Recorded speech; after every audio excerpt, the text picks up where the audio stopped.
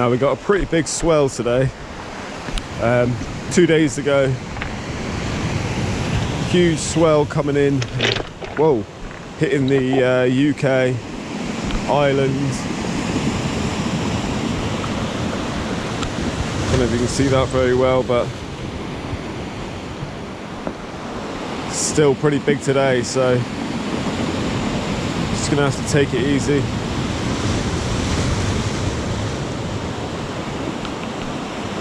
Don't want to get caught in these bits here. I mean, when that tide sucks back, it will take you and you'll be a goner.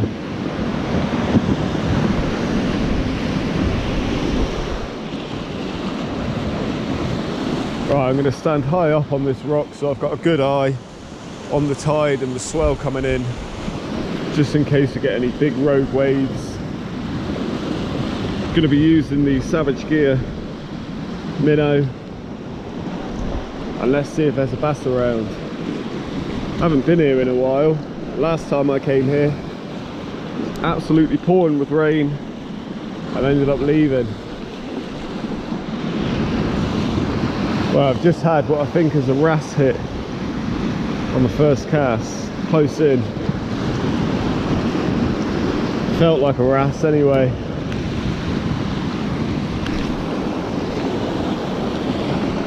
Now, I'm not doing anything special with the retrieve, just literally cranking it in. Put a white lure on, because I like a white lure when it's rough like this. This one's seen better days, but it's the only one I got left in my box at the moment. Even guys, late taker. I'm pretty sure it's a bass. Yeah, it is. Is it going to stay on there? I saw that come up. I just slowed the lure down. Oh God. That's not a bad size either. I just slowed the lure down. There we go. Absolutely beautiful. I know it is quite small, but there we are. Just let him calm down. But yeah, I just slowed the lure down as I was bringing it in, and I saw something pop up, and I'm pretty sure that the first cast I had, it was a wrasse that went for it. But there we are. There's a lovely shiner there. Beautiful. Well, there we go. One bass. Lovely light colours on that. It's got a bit of blue tint to it in its fins, but I'm happy about that. I'm pretty sure the first cast I had, that was a wrasse. But I saw this come, and I was lucky I just slowed the lure down. So got the Sidewinder minnow there, and yeah, beautiful. Third cast, I think that was. So happy days. I'm going to get him back. Right, there we go. One bass. I'm just going to nosedive him down because I'm quite high up, but it will go off fine.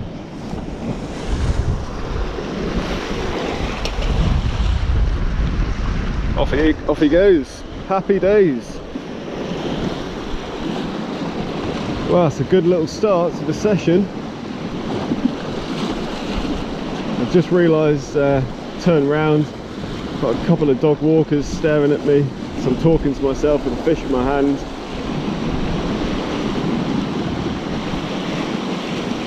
That swell's still rolling in.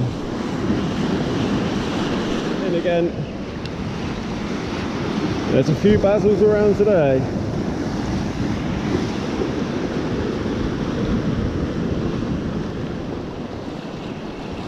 One looks a similar size. Just got to keep him on that hook.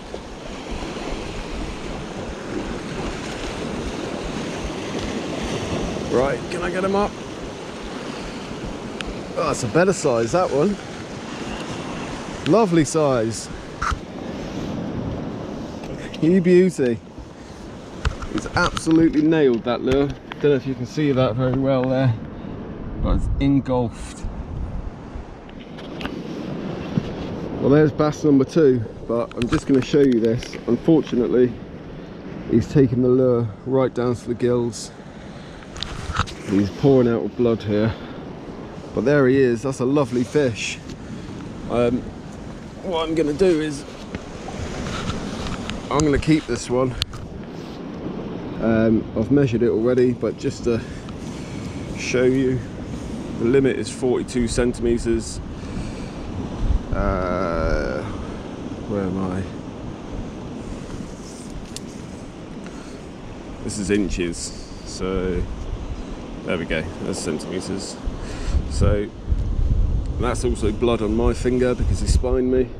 So from the head to the tail, and you can see there 47, 48. So it's in. So I'm going to dispatch this fish now, and I'll keep this one from the table. Right, let's get back out there. Now that first fish took close in and followed the lure from my left. And the second one, I chucked the lure right over to my right and was bringing it in, and it took just in the middle of the bay there. Now they're obviously very active, and with a lot of turbulence in the water, I always find they chase the lure a lot more. They'll just smash things. So you can literally just crank a lure in. And with there being a lot of turbulence in the water, if you slow the lure down, it gets washed around and just looks like injured prey. Right, it's unfortunate about that one. As soon as I saw the lure in its mouth, I thought, oh, that's not good. It's taking it all the way down, and it started bleeding pretty heavily. So yeah, I didn't plan on keeping any, but I'll happily take that, and it will definitely go to use. Now my lure is absolutely nailed.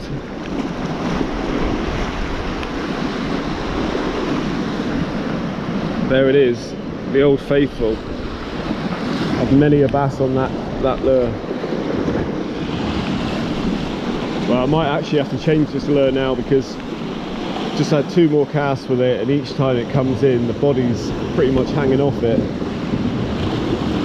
It's taken a bit of a pasting over the last month or so. I've got another weedless one in my lure box. Slightly different colour, it's not the white one.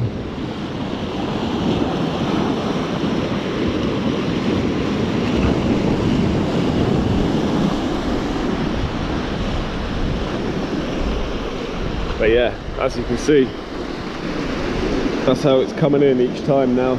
So I'll have a quick change and get back out there. Right, let's see if this one can catch anything. This one has also seen better days.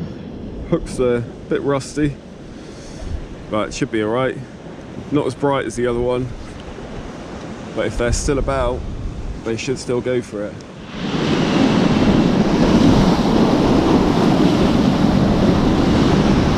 That swell is unreal.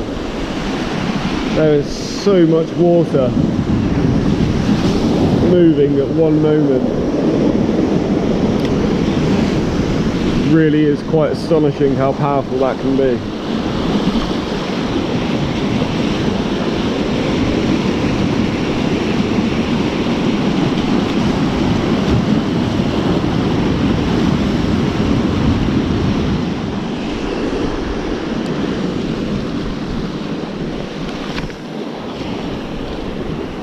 Well, I've had about 10 more casts, and well, 10 casts with this lure and nothing else yet.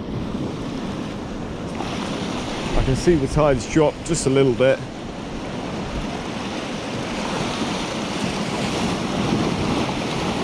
I'll give it another 10 minutes or so. Finally getting a bit of sunlight there. The sunrise about an hour ago, but it was a really grey, cloudy day, so didn't see much of it. Now you can work your way around this bay when one of the spots stops fishing, you can move around and sort of follow the fish over the high water. But with the wind direction today, you're kind of limited to 1 or 2 places. Jesus, big set. You can see how much of the water it sucks out, like a washing machine.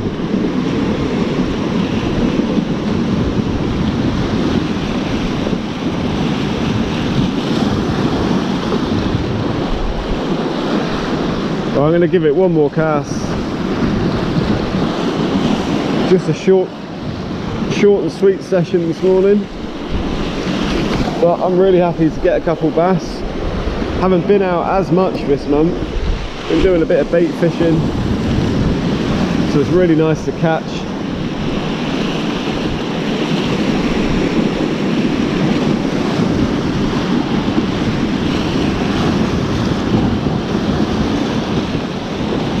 Great time of day for it as well.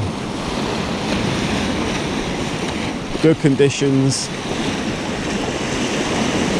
Can't beat it really.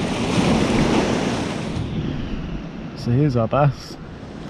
And what I've just noticed is it's actually got a bit of a battle wound there. Something's had a go at it. So not quite sure what that would have been from, but a bit of a gash taken out his side there.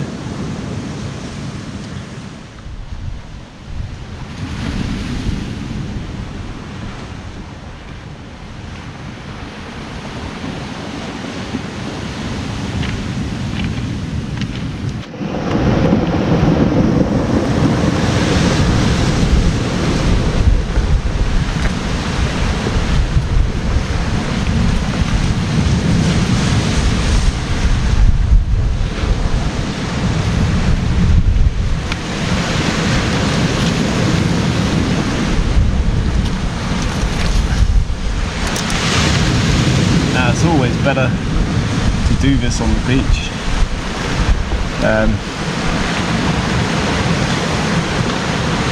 To be honest, I always tend to forget. I end up getting home, having to do it there, scaling it.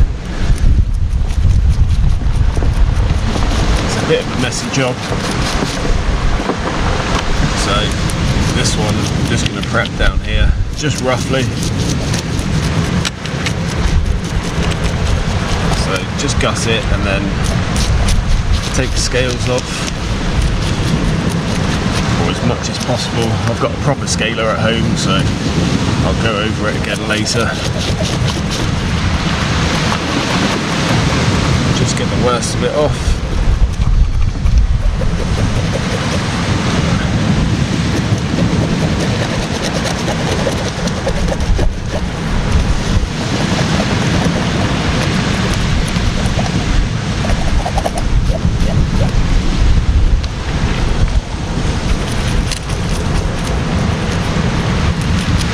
Helps wearing a glove actually, because you get a bit of grip on it and slide around it, well, too much.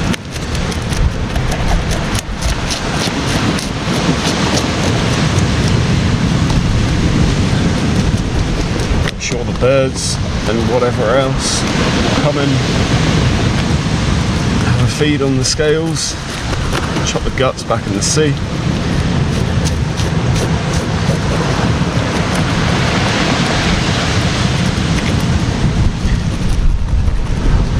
There we go, just roughly. And like I said, I'll go over it again later on. Go give it another rinse and get rid of the guts.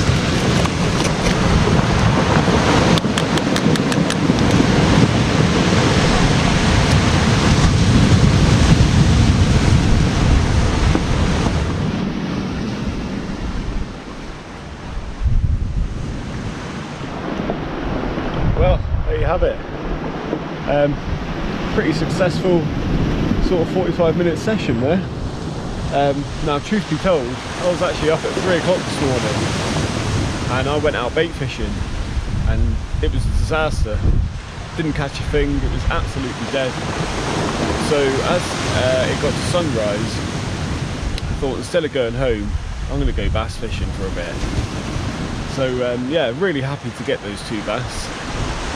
Got the one here which I've just prepped and I'll take home and do something with later on tonight.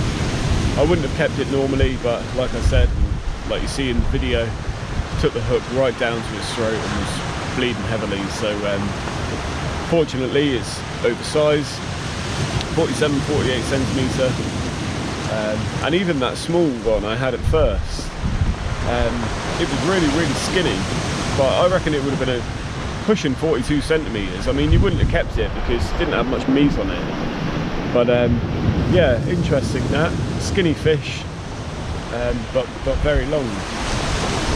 So yeah, thanks very much for watching, and I'll be out again sometime soon. If you like the videos, please like them, share them. If you're not subscribed, please subscribe to the channel, it'd be much appreciated. Yeah, and loads more to come in the future, so I'll see you again.